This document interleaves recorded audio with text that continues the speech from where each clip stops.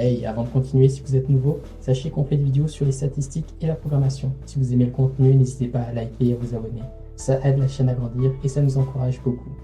On reprend la vidéo.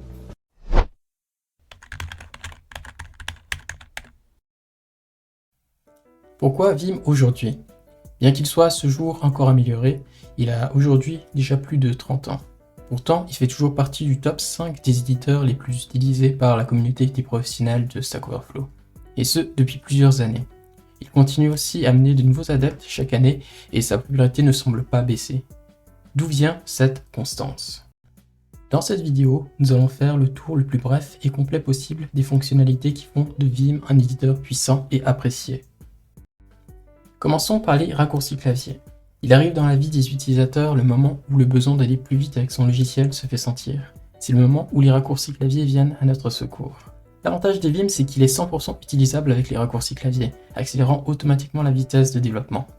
Mais attention, c'est pourquoi Vim n'est pas recommandé pour premier éditeur, pour débuter dans la programmation, parce que sinon nous apprenons un langage et nous apprenons aussi un éditeur et cela devient assez compliqué. Passons au mode. Vim est un éditeur modal, cela signifie qu'il y a un groupe de modes qui ont chacun leur ensemble de raccourcis clavier et bien évidemment leurs fonctionnalités propres. Il y a 4 modes majeurs, le mode normal pour le mouvement et les modifications rapides, le mode d'insertion pour l'insertion de texte classique comme les autres éditeurs, le mode commande qui ressemble à la palette de commandes de certains éditeurs avec lesquels le fonctionnement est assez impressionnant. Et bien évidemment, il y a le mode visuel qui nous permet de pouvoir sélectionner du texte visuellement. La logique. Chez Vim, beaucoup de raccourcis clavier ont un sens. Par exemple, le raccourci P qui signifie paste et qui veut simplement dire coller en anglais. Nous avons aussi le raccourci clavier W qui veut simplement dire Word et qui dans Vim signifie juste se déplacer d'un mot. On a aussi les verbes qui font une action et les mouvements qui nous servent en fait à pouvoir porter une action sur une zone couverte par un mouvement, ou bien les textes objets qui vont sélectionner une entité, une sorte d'objet, ça peut être un mot, etc., pour porter l'action dessus. Par exemple, pour supprimer un mot, on peut faire DW pour faire l'action delete et le mouvement word qui va faire une sorte de délétion, une suppression sur le mot. Nous avons aussi un autre qui est CI et parenthèse ouvrante ou parenthèse fermante qui va juste dire change inside parenthesis et qui va donc nous permettre de changer le contenu d'une parenthèse en enlevant ce qu'il y a dedans et en nous mettant en mode d'insertion dedans. Donc ce sont ce genre de raccourcis qui nous font gagner énormément de temps. Les répétitions. Vim permet de répéter certaines actions pour plus d'efficacité. La plupart des raccourcis peuvent être préfixés par un numéro pour pouvoir être répétés. Par exemple, si on fait 5 DW, ça signifie juste 5 times delete word, donc supprimer 5 fois un mot. Je peux aussi, comme par exemple, coller 7 fois, donc avec juste la commande 7p, donc 7 times paste, donc coller 7 fois. On peut aussi répéter la précédente commande faite avec le raccourci point. Si je veux ajouter un point à la fin d'une ligne, je peux simplement faire A majuscule point et puis quitter.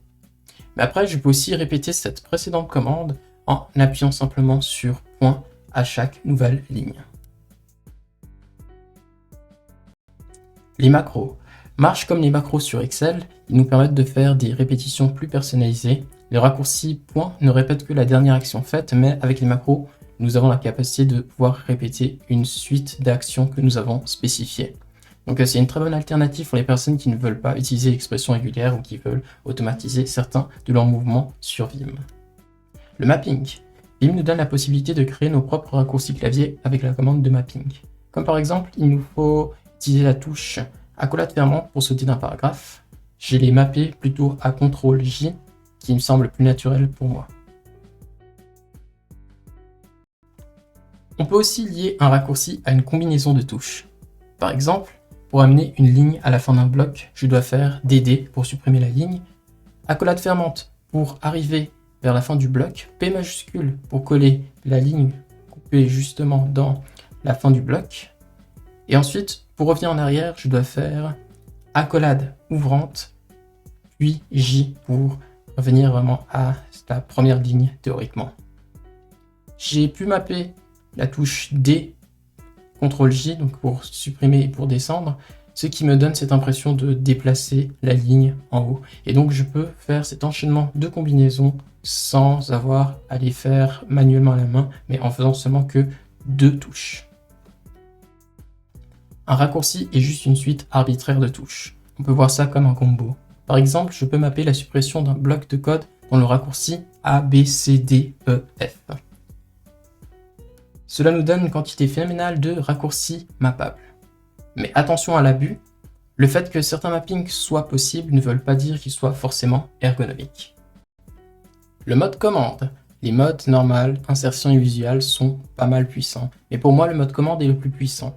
Vim a des commandes qui peuvent agir sur un ensemble de lignes de notre fichier. Par exemple, la commande delete permet de supprimer une région de lignes dans notre fichier. Substitute, lui, nous permet en fait de pouvoir sélectionner une région, si ce n'est tout notre fichier, pour pouvoir faire des remplacements. Et la commande normale permet d'exécuter aussi des raccourcis Vim sur chaque ligne, comme si en fait on faisait ces commandes sur chacune de ces lignes. Donc on peut faire des trucs vraiment très puissants.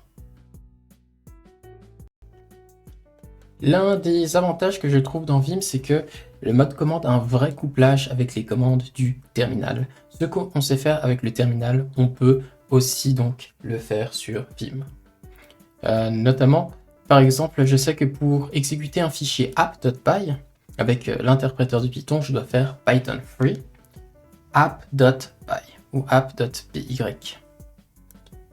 Je peux aussi le faire directement depuis Vim en faisant en fait le double point pour entrer dans le mode commande, le point d'exclamation pour spécifier qu'on fait une commande terminale et ainsi python free espace et le pourcentage. Le pourcentage veut simplement dire que c'est le nom du fichier et cela me permet en fait d'exécuter cela à l'intérieur de Vim. Et si j'ai envie, je peux aussi utiliser la version avec la commande term qui permet d'ouvrir un sous-shell qui permet d'exécuter cette commande et nous afficher le résultat en direct. L'extensibilité. Vim nous permet donc de pouvoir définir nos propres raccourcis et nos propres commandes. Mais comme tout éditeur qui se respecte, Vim est aussi extensible à l'aide de plugins. Il existe des dizaines de milliers de plugins et on en a pour tout type de cas, que ce soit les thèmes, la coloration syntaxique, le LSP, les snippets, les debuggers et j'en passe. On manquera difficilement de cordes à son arc. Les plus populaires sont Telescope, Nerdtree, Git Fugitif, Utilsnip, VimWiki, SurroundVim et il y en a encore bien d'autres. On peut facilement écrire nos propres extensions en écrivant des scripts avec VimScript, qui est en fait le langage par défaut de Vim. Ou on peut aussi utiliser Lua, qui est maintenant le langage de scripting par défaut utilisé dans NeoVim. La navigation. Avec les marquages, les buffers, les tabs, les fenêtres, les plugins comme Nerdtree, Telescope et le LSP, Vim nous offre la capacité de nous déplacer avec agilité, de littéralement nous téléporter dans notre base de code.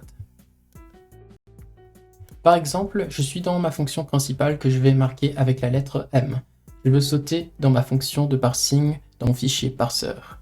Il me suffit juste de taper les raccourcis EF pour chercher le nom du fichier avec Telescope et entrer dedans et chercher la fonction voulue pour marquer avec la lettre P pour parsing, comme ça c'est plus logique dans ma tête. Et je peux maintenant switcher facilement entre ces deux marqueurs comme si j'étais dans le même fichier. Avec le LSP, Vim a maintenant une compréhension du langage et du projet dans lequel je travaille. Je peux trouver la définition d'une fonction en utilisant les touches $DEF, ce qui me permet en fait de pouvoir arriver dans la définition de cette fonction et je peux faire CTRL-O pour revenir en arrière. Je peux aussi seulement naviguer dans la liste des fichiers déjà ouverts en utilisant la commande $buff qui me permet en fait de pouvoir voir seulement que les fichiers qui ont été ouverts ou visités sans aller dans ceux que je n'ai pas ouverts pour ce projet et pour cette session. Il est à noter que la plupart des commandes font partie des raccourcis que j'ai définis et qui font le plus sens pour moi. Ce ne sont pas la norme, donc si vous avez envie de mettre vos propres mappings, cela est complètement possible. La portabilité. Vim est un éditeur portable. Il est par défaut dans les machines fonctionnant sous Unix comme Linux ou macOS et peut être installé sur Windows. Il est aussi disponible en tant qu'extension dans la plupart de nos éditeurs. Et surtout, il consomme très peu de ressources au point qu'on puisse faire tourner un Vim surchargé avec des fonctionnalités d'un IDE sur un ordinateur de faible capacité ou bien même un Raspberry Pi. Et cela sans problème. Cela peut économiser de la puissance de calcul pour d'autres actions lourdes, comme par exemple le machine learning ou faire tourner un serveur local. Et voilà, merci en tout cas. Ce n'est pas la liste complète de toutes les fonctionnalités de Vim, mais je trouve que cela a pu quand même brasser en grande partie ce que Vim est capable de faire. Si j'ai oublié des fonctionnalités intéressantes ou si vous voulez que je puisse développer des vidéos sur certaines de ces fonctionnalités, notamment lorsque on regarde les macros ou bien même le mode command line de Vim, en fait ce sont des choses qui peuvent avoir à la limite leur propre série de vidéos. Donc n'hésitez pas à le dire aussi en commentaire. Et voilà. N'oubliez pas aussi de pouvoir rejoindre notre chaîne Discord. Et d'ici là, prenez soin de vous et à bientôt.